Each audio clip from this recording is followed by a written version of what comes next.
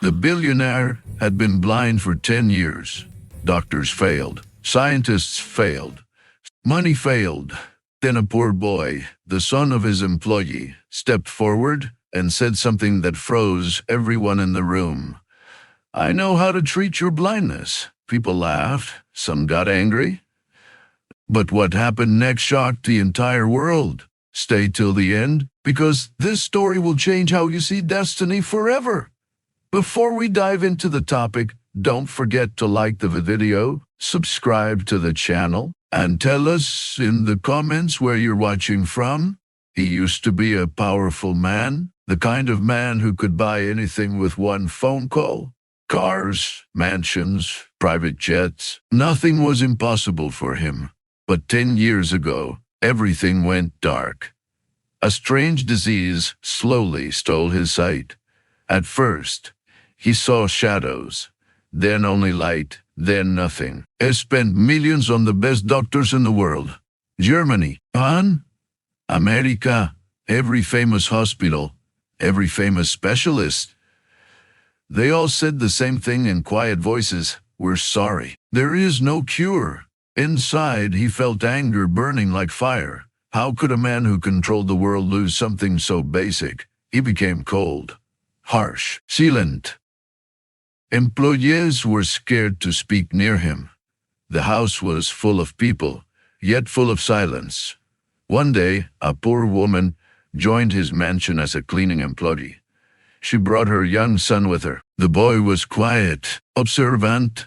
He listened more than he spoke. He watched the billionaire carefully, as if he was studying him. The billionaire never noticed him. To him, the boy was just another invisible poor child, another voice that didn't matter. But the boy carried something heavy in his heart. A secret, a truth, a plan that could change everything. And destiny was slowly moving them toward a moment that would shock the world. The boy watched him every day in silence. He listened when doctors spoke in low voices. He listened when the billionaire complained about darkness, about fear, about losing the world he once ruled. Inside, the boy felt something strange. Not hate, not anger, something heavier, like destiny calling him. One evening, the billionaire was sitting quietly, listening to the news. The house was silent. Even the servants were careful not to breathe too loudly. Then, a small voice broke the silence. "I know how to treat your blindness." For a second, no one moved. The words hung in the air like a storm about to explode. The guards laughed. The staff whispered. The doctors looked shocked and annoyed. "A child," someone muttered. "He thinks he knows more than us?" The billionaire's face tightened. His voice was cold. "Who gave you permission to speak?" The boy's mother froze. Her heart started beating fast. She knew what her son was about to say could change everything, or destroy them. But the boy didn't step back. He didn't lower his voice. He didn't apologize. He said calmly, slowly, "I know what happened to your eyes, and I know how to fix them." The room turned silent again. This time, the silence was heavy. The billionaire felt something he hadn't felt in years. Curiosity, fear, hope. "How can a poor child know what the best doctors in the world couldn't figure out?" he asked. The boy swallowed, but his voice stayed strong. "My father worked on this problem. He wrote everything down." The mother stepped forward, trembling. "Please, he is just a child," she whispered. But the boy looked straight ahead.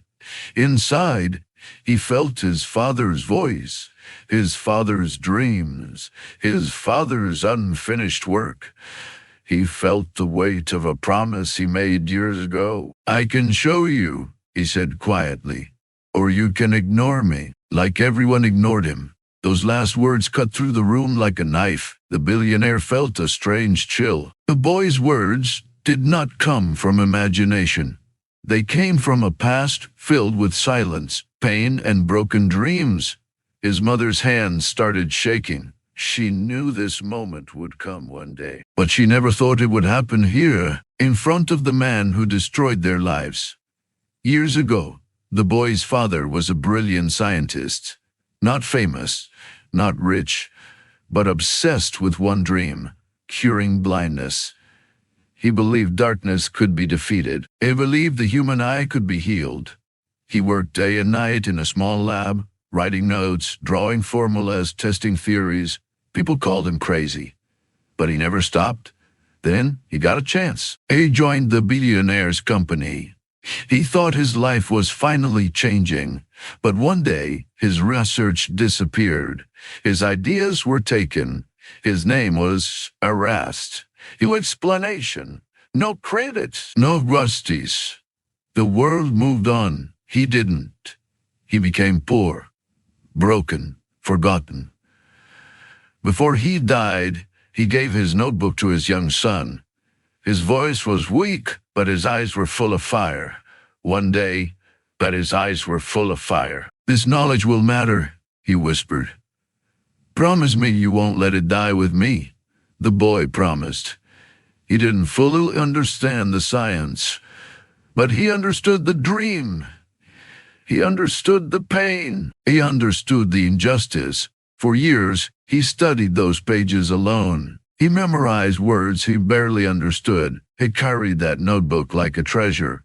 And then destiny played its cruel game. His mother got a job in the same mansion, working for the same man, the man who unknowingly destroyed his father's life. The boy didn't come for revenge. He came because fate pushed him there, and because deep inside, he believed something impossible, that the man who ruined his father might be the man his father was meant to save. Now, standing in front of him, the boy felt fear, anger, and purpose all at once. He held the past in his hands, and the future in his voice. The room felt different after the truth came out. Not loud, not angry, just heavy. The billionaire stayed silent for a long time. Inside, his mind was fighting itself. Could a child really hold the answer he had searched for 10 years? Could this be hope, or a cruel lie? He finally spoke, his voice low and unsure. "Show me what you have." The boy's hands trembled as he opened his father's notebook. Pages were old, yellow, filled with drawings, formula-based words. To others, it looked like madness. To him, it was his father's soul on paper. The doctors leaned closer. Some laughed quietly, some frowned, some went silent. "This theory is advanced," one doctor whispered, "but it's risky, very risky." The boy listened carefully. He felt fear rising inside his chest. What if this failed? What if he destroyed the last hope this man had? The mother held her breath. She wanted to stop everything. She had already lost her husband. She didn't want to lose her son to false hope. The billionaire asked quietly, "What happens if we try? And it fails?" The doctor paused. "You could lose even the tiny chance of recovery." Silence again. Long, painful. The billionaire felt the weight of the decision. He had lost sight. He had lost peace. He had lost trust in people. What more could he lose? The boy's voice broke the silence. "My father believed this could work. He never got the chance to prove it." Inside, he remembered his father's tired smile, his shaking hands, his final words. He felt like his father was watching him, waiting. The billionaire took a deep breath. "For 10 years, I've lived in darkness," he said. "If there is even a small chance, I will take it." The doctors warned again, the staff whispered. The mother cried silently. But the decision was made. That night, the boy couldn't sleep. He stared at the ceiling, thinking of his father, thinking of the man who ruined his life, thinking of the miracle that might happen. Fear and hope fought inside his heart. And somewhere in that silence, destiny was preparing something no one could imagine. Days passed, slowly. Every hour felt like a year. The billionaire stayed silent most of the time. He was scared to hope, scared to dream, scared to be disappointed again. The boy waited, counting every heartbeat. He remembered his father's voice in his head, repeating the same words again and again. "This will matter someday." Then one morning, something strange happened. The billionaire woke up and froze. At first, he thought it was imagination, but then he felt something he hadn't felt in 10 years. Light, not darkness, not emptiness, light. He blinked again and again. Shadows appeared, shapes, movement. His hands started shaking. He tried to speak, but no words came out. Tears rolled down his face, real tears, the kind he had forgotten how to cry.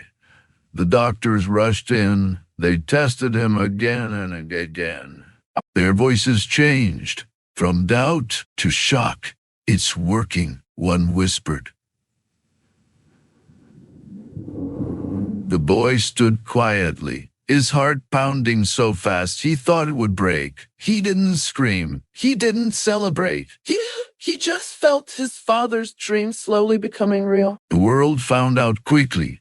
News channels, reporters, scientists, everyone wanted to know the story.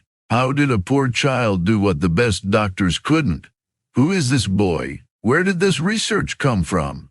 And then the truth came out. The notebook, the forgotten scientist, the stolen research, the man who died in silence.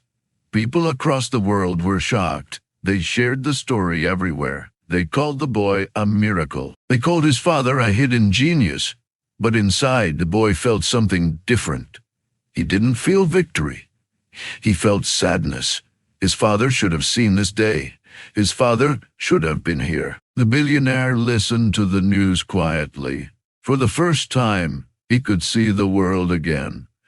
But for the first time, he also saw his past mistakes clearly. And what he realized next would change his life forever. The truth hit him harder than blindness ever did. For years, he believed he was a victim of fate. Now he realized he was part of someone else's tragedy. He listened to the reports again and again. The scientist, the stolen research, the fired employee, the man who died poor, forgotten, unheard. And that man was the boy's father. His hands started shaking. He had regained sight, but he felt like he was seeing a ghost. Every memory returned like a storm. The meetings, the papers, the decisions he signed without caring.